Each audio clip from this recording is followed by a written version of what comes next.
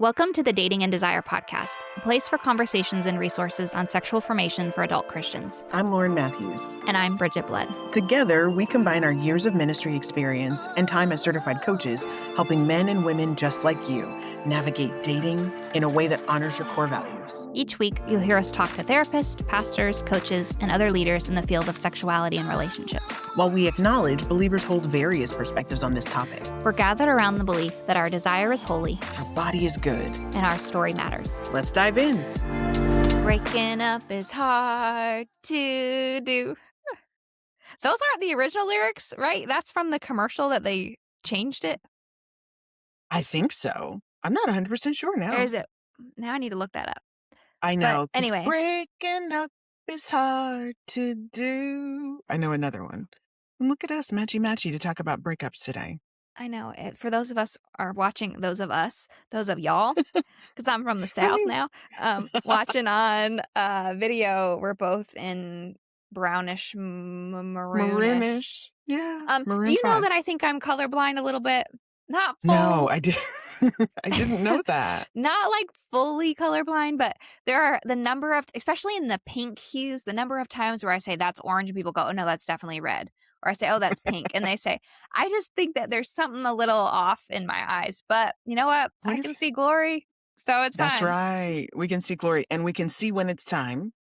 Yes. To separate. We can see. Oh, gosh. Today we want to tackle a topic, and I think we're preparing you for some inevitability in this dating process. When we were talking about this before, we were talking about the fact that God in his wisdom has chosen for families to be formed where we are in the world through dating. And that process needs to set an expectation for us that in the process of getting to know, if you're my person, we're going to connect with a lot of people who aren't. And so being able to handle, being prepared for the skill sets required in breaking up well is something that we want this episode to equip you with a little bit. And I want to start the conversation, Bridgett, by just casting a little bit of a vision, a little bit more for the fact that we're going to break up. Now, again, if we were in the days of arranged marriage, breakups would be probably a lot less common. They would definitely go differently.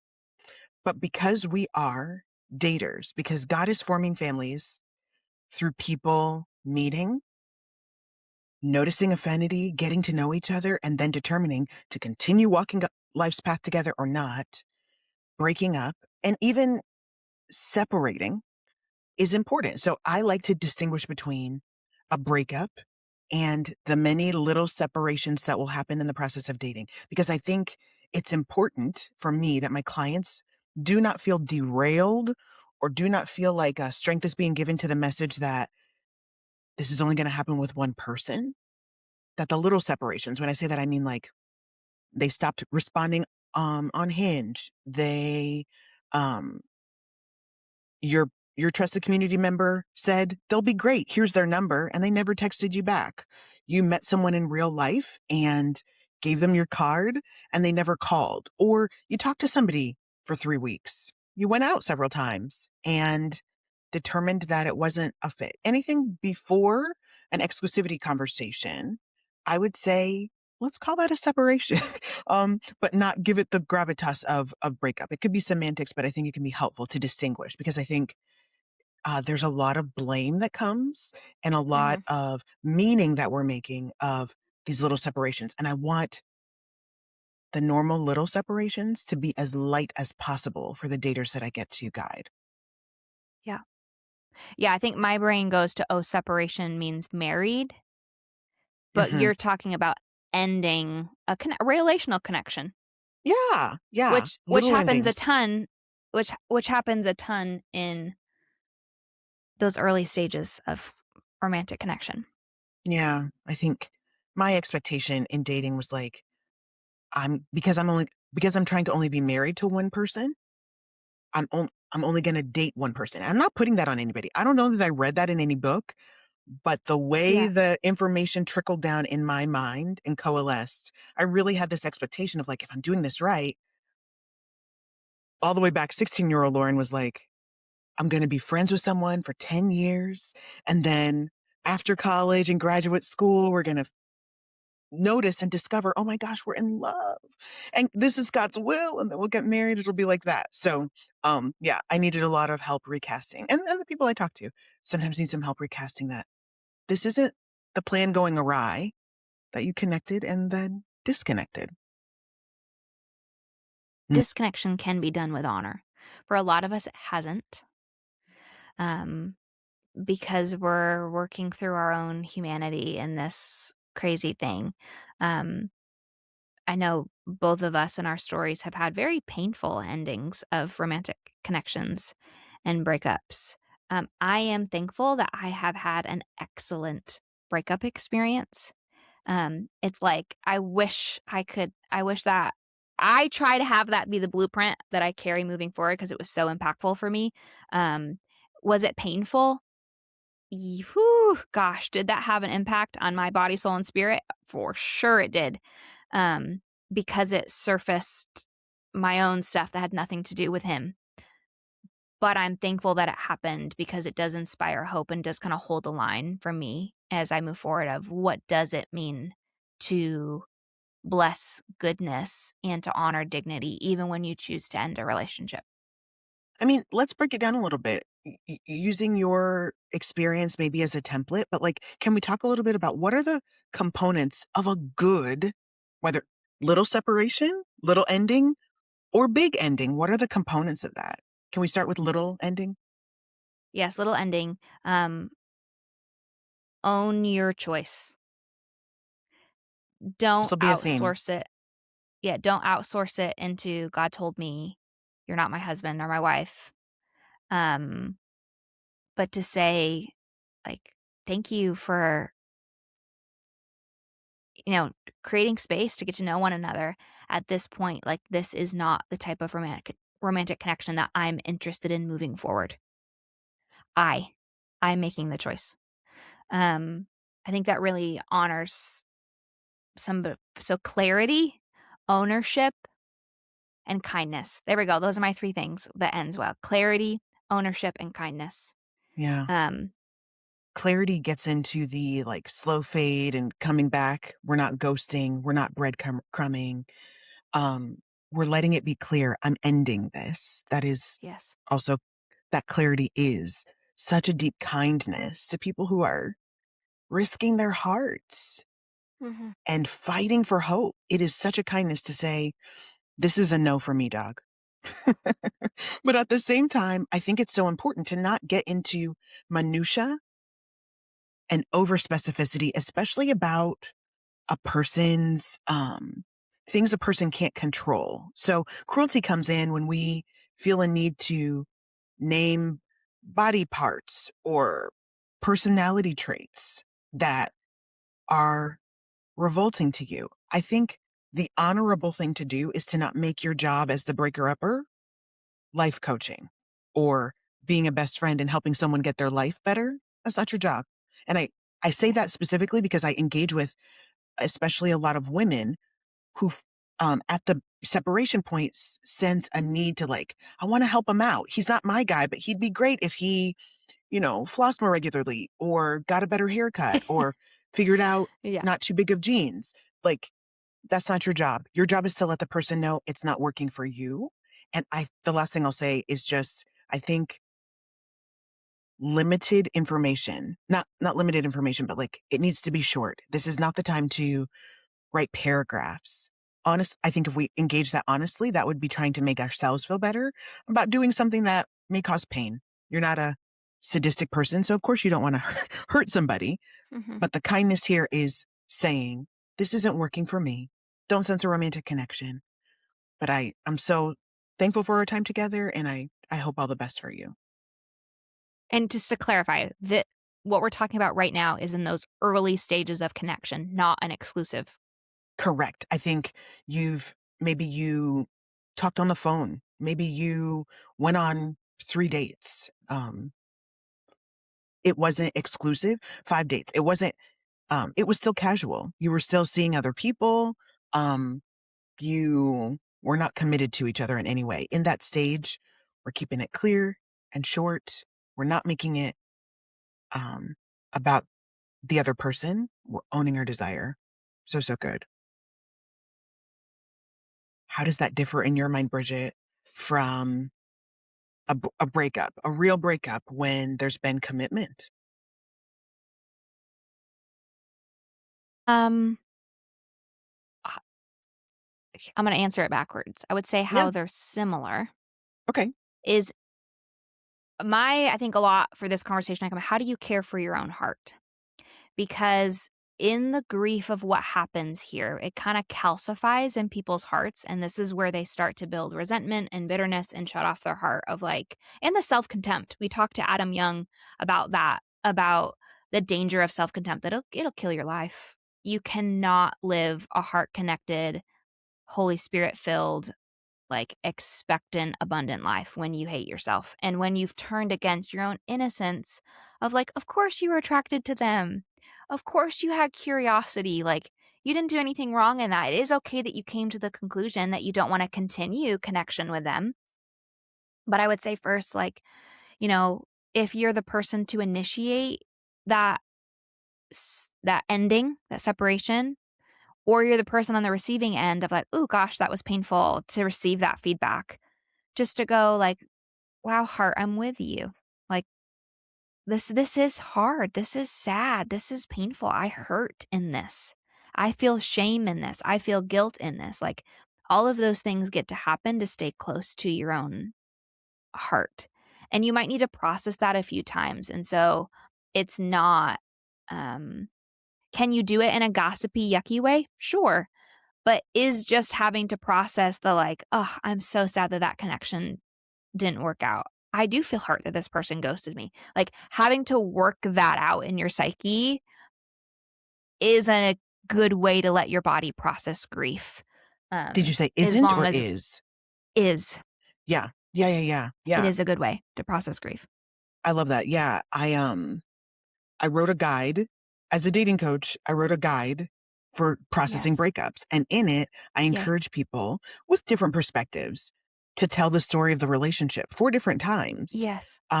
So whether it be processing it yourself or tapping in your trusted community and saying, at the risk of irritating you, I feel insecure about saying this. I need to talk about it again. And getting that permission that you need to let the people who love you hear, man, I remember this part. It really sucks that she was like this. Why? Why did not, maybe not why, but like it hurts. I think that's spot on, Yes. Bridget, that we have to care for ourselves well. And part of that will be telling the story to ourselves, to the Lord, to our people. Yeah, I think, your original question was, how is that different from now we're exclusive? We've been dating for several months or years, and now we need to have a different conversation. The language that I have used that's been helpful to narrate the grief that I've experienced in these situations is naming it as a miscarriage of a marriage, because you're far enough along where you are beginning to dream those dreams of, where are we going to live? What are we going to do for work? Where are we having Christmas dinner? Like, you are beginning to think those things and let your heart, which is again good. It's Um, appropriate. yes. And when that dies, you are grieving something that should have had life and didn't, or had the capacity for life and didn't. And that is a horrible grief. Like, it is so disruptive. I shared earlier on our episode with Sam Jolman about the moment I had last year after a intense breakup. This one was not the model example. Um, on either side, if we're being honest. Like, there's Yeah. ownership that I can take in how I missed it there too. And um, just that revelation of like, oh my gosh, like there's no one to hold me anymore. There's no one to kiss me anymore. Oh gosh, what am I going to do? My lover's gone. And allowing that to be part of it. I think that, you know, the whole purity culture of that too, of like, well, you weren't sleeping together, so you should just It have shouldn't be a no big deal. physical attachment. It's like, but there is, like, from a nervous system perspective of, like, the soothing, the comforting, the co-regulation, the kindness, the touch, the togetherness, like, those all crumble and they're gone and they vanish, and it's very painful. And just the friendship. I think that's another part that I don't know that there's a lot of language to is you grieve so many things in a breakup. You grieve the loss of the romantic connection, the loss of the friendship, the loss of the future that you thought you were going to have. You grieve your sense of self and how you understand how you show up in the world. You grieve a loss of identity from being a partnered person to now being a single person again. That sucks. That's so horrible. It I love it's single life. very I am a powerful single lady. And also to go like, wait a second, like I knew how to orient myself. And now I have to understand a new orientation to the world. All of there's a that loss of is, community even. yes. Built community Oh, together or deciding how you're gonna split up the friend group, not every in a perfect world, I think there would be breakups. I think there would be breakups in a perfect world. In a perfect world, everybody would be perfectly mature and able to keep being friends with people instead of separating. But we have that component of it too. There's a lot to dismantle in a breakup, and I just want to speak a word of validation. I get it. Why purity culture adjacent thought leaders said it'd just be so much better if you only did this the one correct. time. Yeah. Totally understand that. We're saying that's not realistic. And also, the risk of this is worth connection because that other way doesn't actually get us maturity as a default, like we can think it does. Back from our rabbit trail, but yeah, I think you're right. Um, I think you're nailing it with all the ways that we lost something. And I hear you saying this was real, this was significant, and so it's our expectation. It's gonna take some process to get through this. We're not going to um act like we're not going to do battle against the dignity of you or the other person in acting like this didn't matter.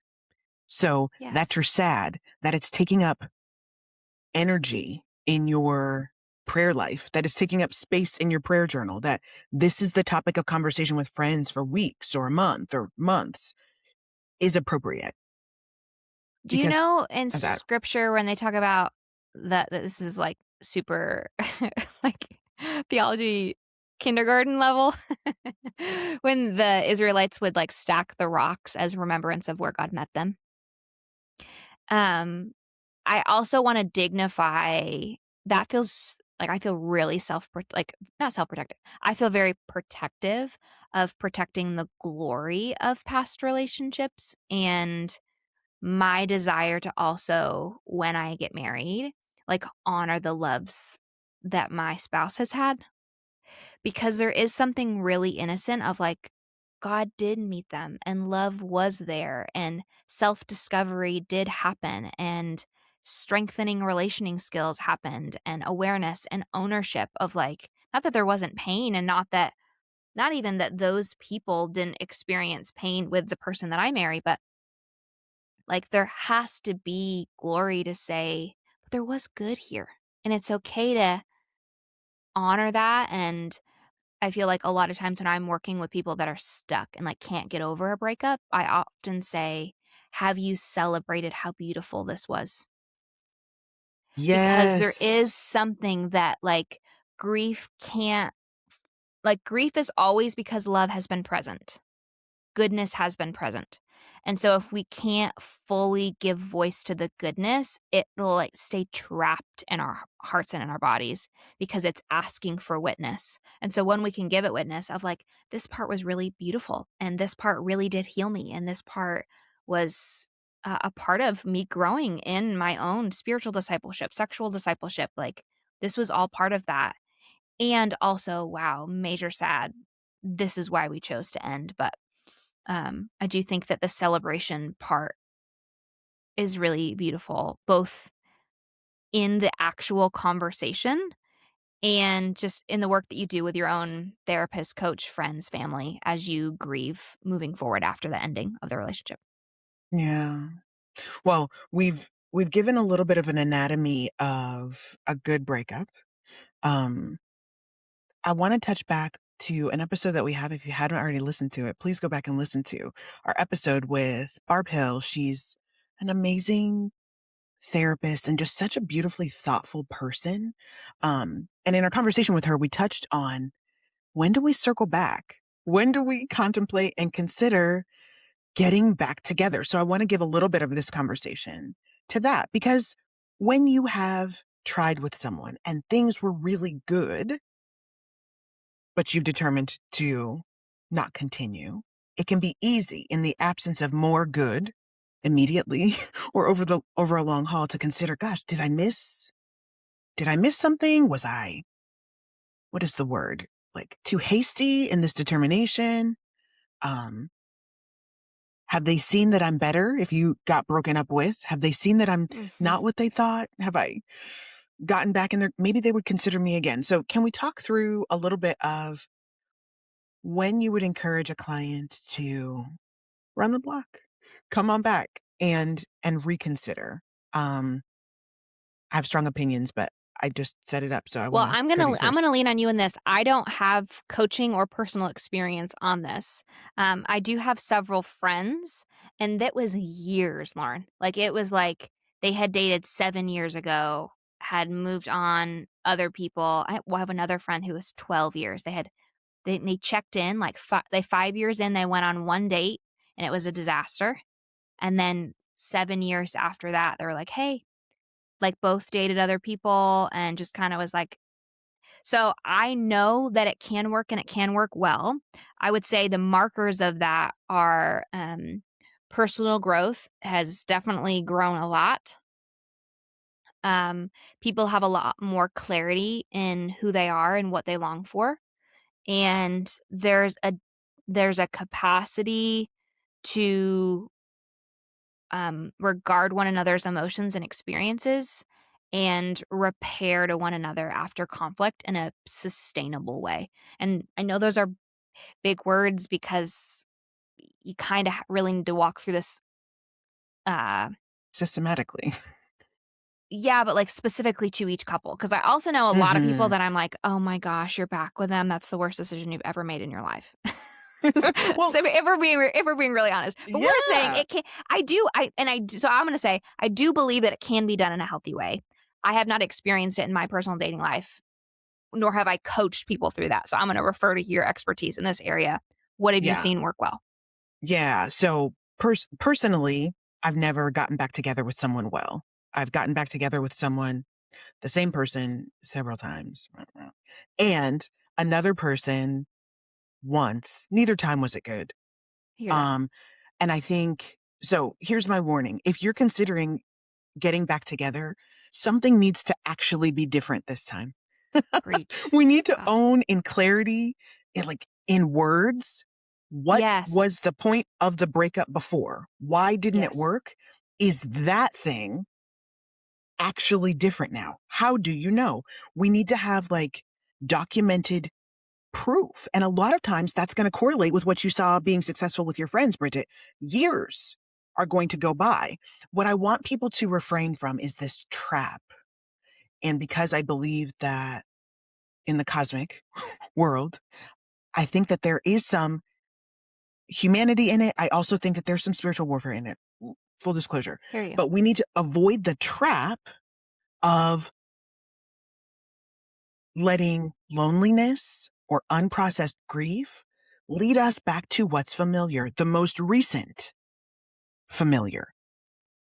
Sometimes what's actually happening when we're contemplating getting back together, giving someone another chance, is that we stop believing there's better for us. We had really good reasons, right? The lack of consistency in communication, the off comments about us to other people in public, Yeah. the consistent boundary pushing, all of the things, all the reasons, they're really there. But because hinge ain't hinging, because all my friends say, I only know married people, the despair of, was this my only chance? Is this as good as it gets for me? Turns into, well, maybe I just need to accept that she's just not going to be very excited about me. Maybe that's just her communication style. She's just Mm, kind of sarcastic, and I just need to have a better. mm, We start making excuses. So I don't. We don't prize ourselves in giving a lot of rules, but I think, friend, there needs to be some time that's gone by to yes. see real change. I think the other part is the breaker upper Mhm. needs to be the one with initiative about reconvening. I don't like the idea of the person broken up with being the initiator of, should we get back together now? Should we get back together now? Not as a rule, but I'm saying be cautious. Be cautious about Mhm. that. I think it's much more What is the powerful. value under what's the value under that?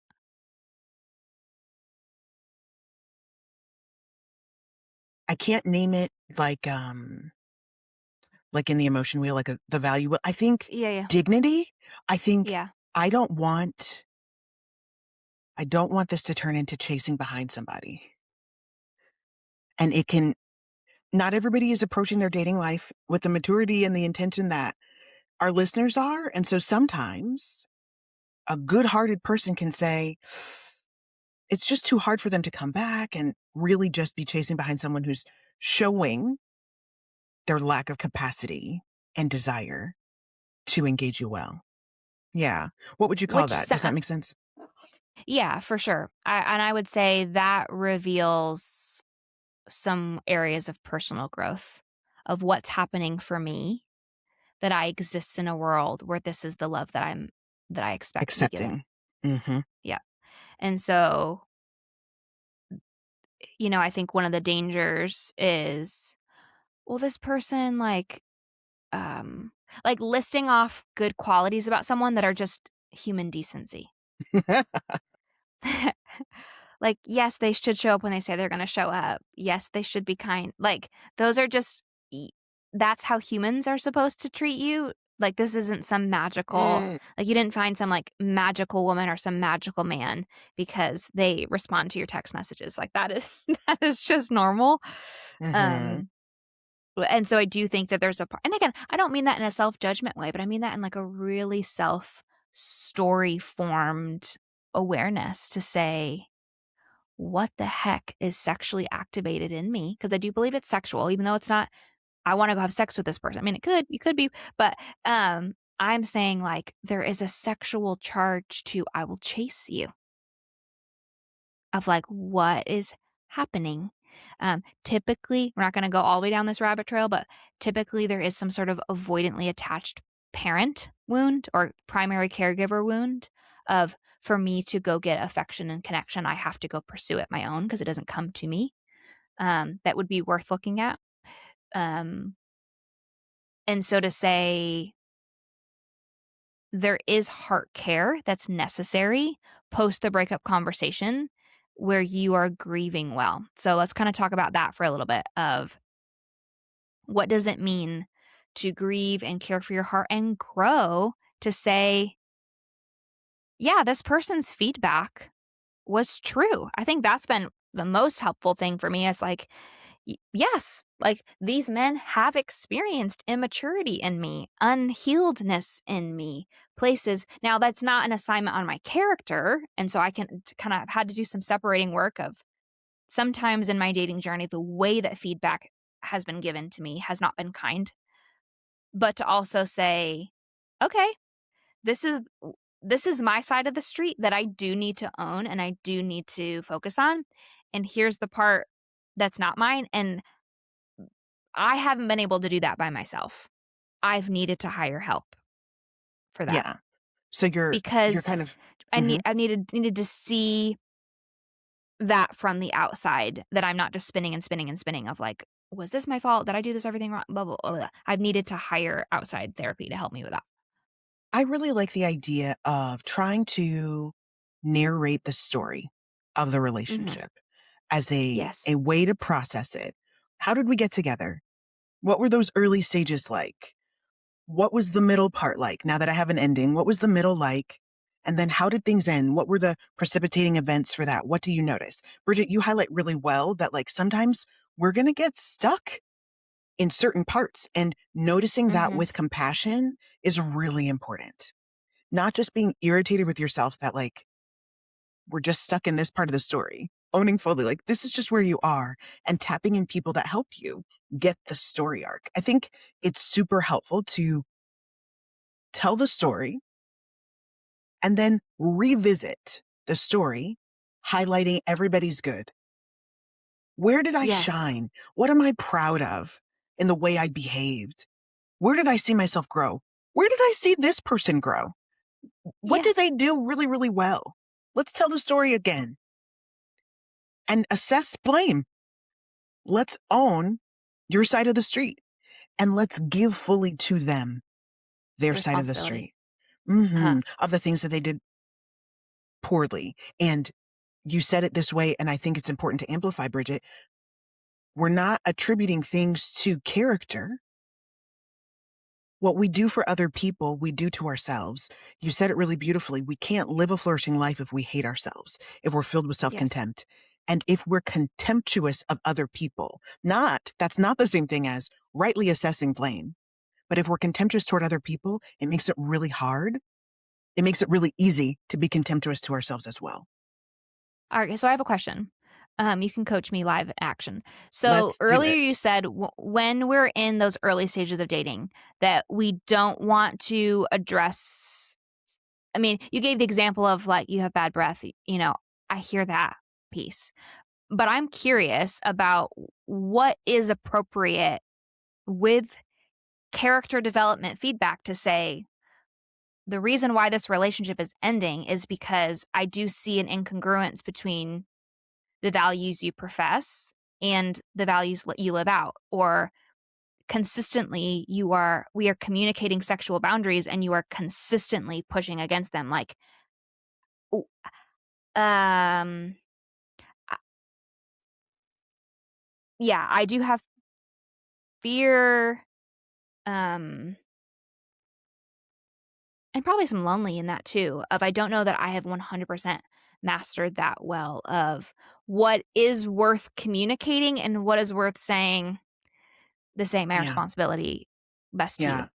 When I think about what happens after the breakup, after the final conversation, I feel tearful at this. After the final conversation, the thoughts that come up for you and the ways in which you would want to defend yourself, the ways in which you'd want to stand up for yourself are part of the things that need to be said in the breakup. So this is a time where, for the sake of trying to be nice, notice I did not use the fruit of the spirit word kind, but to try to be nice, or sometimes because we fear danger, maybe there's physical danger. Yep. Um, it's not always safe to articulate everything, but in a safe relationship, I think we need to own where harm has happened. We need to use our I statements. So I think it's appropriate when you've dated exclusively, dated for a year, dated for 6 months, dated for 4 months, and decided that this is a parting of the ways. I think it's important to own out loud what hasn't worked for you. It might sound like, I've enjoyed getting to know you and have appreciated lots of the parts of our relationship, but I keep having a hard time with the way we, we communicate that, our time is important, but then consistently you're late to our get-togethers, um, increasing amounts of time. I've told you that it makes me feel really lonely, and disregarded, but there hasn't been any explanation or attempt to act like that matters to you. And at this point, it's too much. I picked something that could feel innocuous or silly, but is the real reason that this isn't working. And notice in this example, because we don't have the specificity of our listeners' Yep. examples, but in this example, I communicate that I've already said this. So a breakup conversation is not the first time we're talking about a problem. And I think that's an important part to own for men and women listening. It's hard to own our boundaries and to hold other people responsible for our unwillingness or inability to, even in a messy way, state this isn't working for me. But I wanted to amplify that point in particular, that about a breakup conversation, but with the exception of danger, is if there's danger, probably you're not even having a conversation. We're just out. But in a non-threatening physical danger situation, it's not the first time we're bringing up the problem. And Mhm. so, yeah, I think we're not going for ad hominem attack. We're not like attacking the person. You're too tall, short, fat, skinny, whatever color. Like, I don't like your rosacea. We're not doing things like that. We're not saying Yeah. attacks on the person. But what if it's an attraction thing? I think that, and this is a hard Yeah, one. how do we handle that? I think if you've been seeing someone exclusively, Yeah. I think that would be the first marker. I don't think you should get in an exclusive relationship with someone you're not sexually attracted to. That's a problem. If it's been 5 dates, 8 dates, and you are like, they're great, love the way they treat me, feel good with them. The idea of kissing her makes me want to vomit. You don't get to have, that doesn't get to be your boo.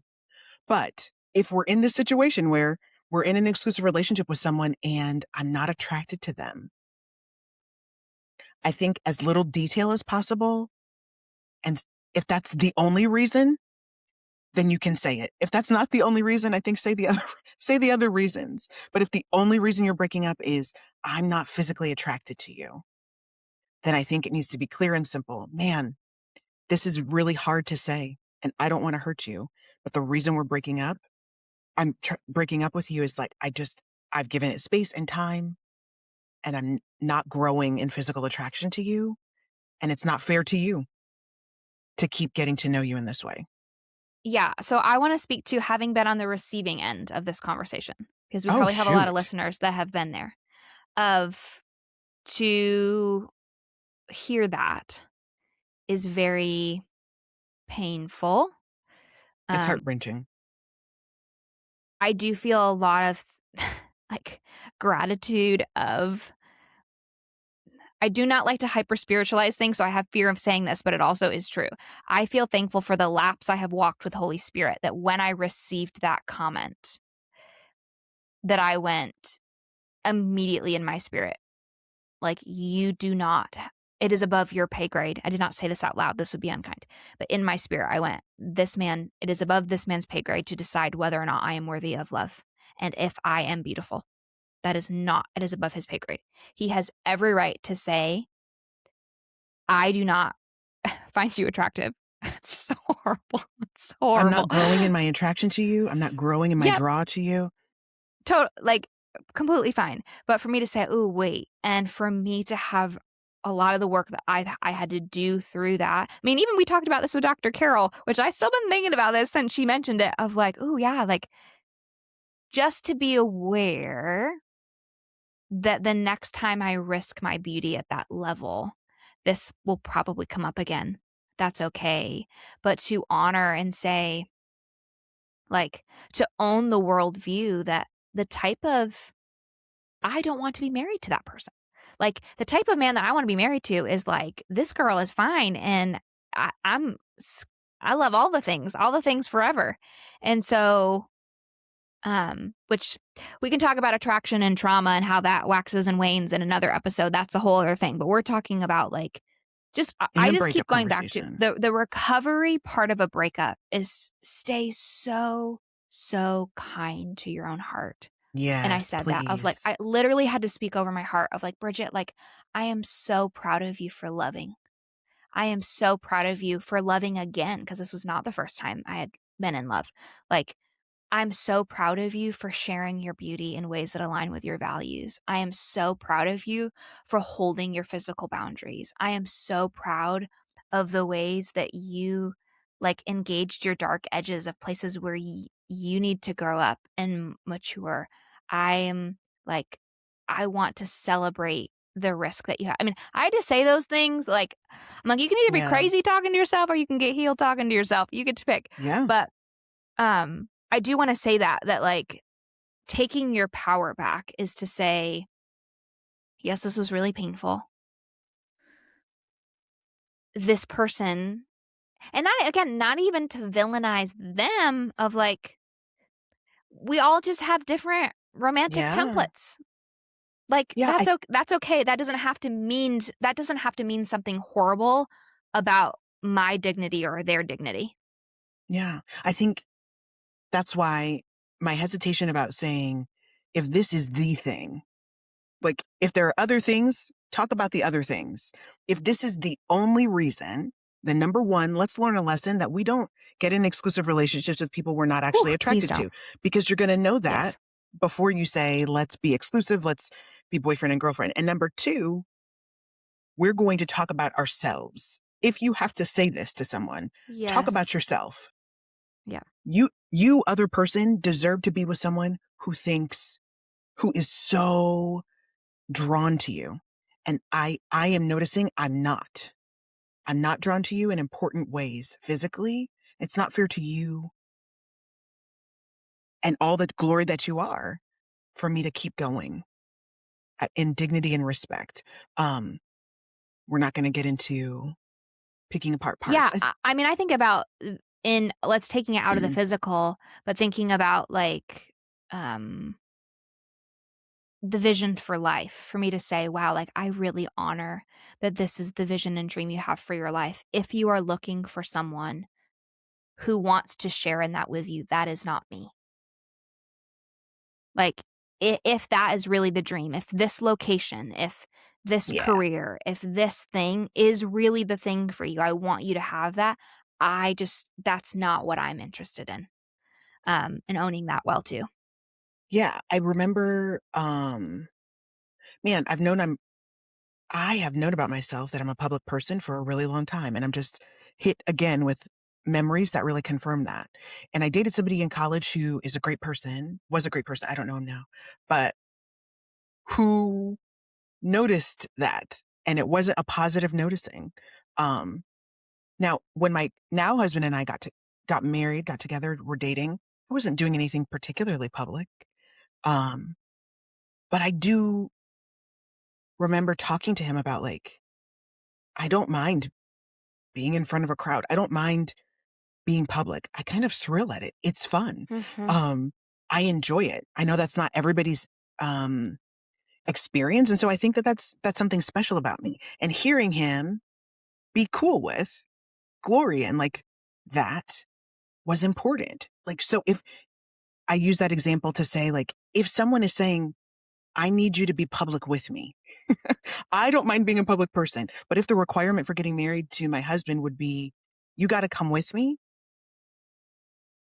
that's not, he's the champion of my life Yes. and also is not trying to ever be public with me. That's just not his thing. So, like, if that's a real requirement, saying, I see all of your wonder, but this really matters. I don't think I can keep saying yes if this isn't part of your yes too. There's a way to say that without being like, you won't get on board or turning it into a character assassination. So I think what we're talking about when we have to give a hard truth in a breakup, it's being probably being concise, but also being Yeah. really, really clear that it's a thing out here and not your character. That's wrong. I mean, unless it is. What if it is? That's what I'm saying. But what when it is? I don't, then we're going to keep with our I statements. I don't like the way I Yes. feel when we have these kinds of conflicts, when the boundaries are pumped up against. It makes me lose trust. It makes me feel really Okay, uncomfortable. I found it. I found it. Okay. And I can't keep doing So, this. um correct. I sorry, it took me a little bit to get there. Yeah, because I think we're saying character noticing, not character assassination. 100%. So to say the way that I experience you does not align with the vision and values I have for romantic connection in my life, compared to, you're a horrible person, you're a liar. Let's even just take lying for a second, right? That's a very obvious thing. Instead of a like, well, you bleep, bleep, bleep, liar, to go, I have continuously experienced pain with having conversations and asking for clarity, and I hear one thing from you, and then another thing happens. And because there's not consistency in the truthfulness of how you share with me, I'm no longer interested in being in connection any further. Yeah, So it's one saying, you are this, and one saying, hey, this is how I experience you. I'm no longer participating in that. and it's not just putting more words on it. For those who are listening, it's not just saying more words to still say liar. What we're trying to avoid is assuming we know everything while still honoring what we do know in our knower. I have had the privilege of walking with men who are offering sincerity and their hearts, and they're two women who are playing games. Yes. So what does a dude say when a girl is very happy to have really fun experiences, but is Mm. in no way interested over the course of months, who just keeps saying, I'm so glad that we're such good friends. Ooh, No, girl, yeah. we're not doing that. You dude get to say, I don't experience, like, I love spending time with you. I really enjoy it, but it doesn't feel like we're on the same page about the commitment level. And that's cool. So I need you to understand why I'm pulling back. I want something that you don't seem willing or able to commit to. And Mhm. that's your prerogative, Yeah. but I can't keep offering this level of interaction when we're not on the same page from a commitment perspective. Yep. Incredible. I mean, any final thoughts for today? I mean, we have 1,000 more things. And I think also as we're having this conversation, it is very evident to me that for our listeners that have ended a marriage in divorce, that we need to have a more specialized conversation because while there's a Yeah. lot of things that will apply, there is a different level of grief, of logistics that are at play there that deserves a full conversation. So we'll make sure that that's on the docket for follow-up conversations to have from here. Yeah. I would just in wrapping up, I want us to remember it's normal and human for breakups and even these little endings to carry pain because we've risked Mhm. something. And I think it's so important to not further malign our own dignity by ignoring that Mhm. pain. So whether it's a little ending or a big one, I really want you to take the time required and the introspection required to notice what's hurting and why, and let a good coach, a good friend, a good therapist, the Holy Spirit speak healing into that. Because from little endings to big ones, I know God is growing us up in Himself and making us more ready for our person. Yeah. Joy friends. Well, thanks for hanging out with us. In the show notes, if you want to grab Lauren's breakup guide, feel free to check that out. That'll be a great, next step resource for you. And as always, stay kind to your heart, and we'll see you next time.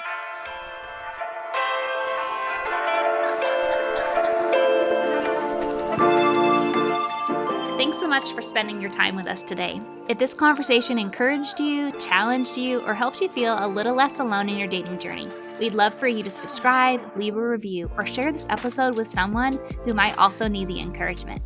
You'll find links in the show notes to connect with today's guest, as well as other ways to work with Lauren and me through coaching and other opportunities designed to support you in dating with clarity, trust, and integrity.